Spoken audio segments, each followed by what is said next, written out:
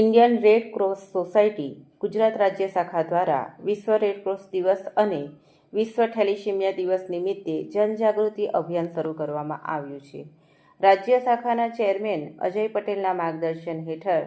રાજ્યના વિવિધ તાલુકામાં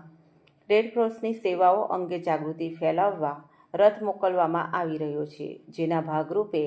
અંકલેશ્વર જીઆઈડીસીમાં પણ રથનું આગમન થયું હતું. અંકલેશ્વર જીઆઈડીસીમાં યુવા મિત્ર મંડળ દ્વારા રથનું સ્વાગત કરવામાં આવ્યું હતું. આ પ્રસંગે અંકલેશ્વર ઉદ્યોગ મંડળના પ્રમુખ હિંમત સેલડિયા, નોટિફાઈડ એરિયા ઓથોરિટીના chairman Amulak Patel, red cross blood બેંકના સુરતના પ્રફુલ્લ Siroya,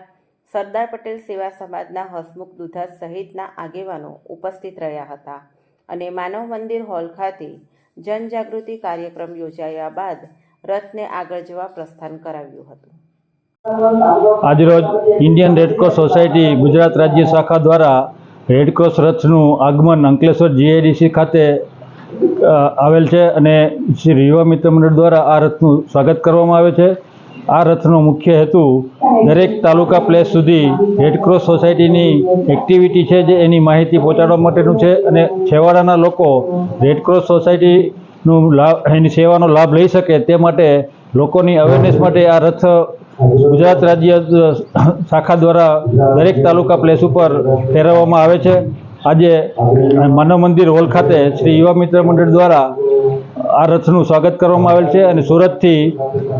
Red Cross society blood bank સાથે જોડાયેલા doctor Prafulbhai Siroya, Ankleshwar notified chairman Amulakbhai, એસોસિએશનના પ્રેસિડન્ટ હિંમતભાઈ સેલડિયા, સરદાર પટેલ સેવા સમાજ ટ્રસ્ટના પ્રમુખ હસમુખભાઈ દુધાત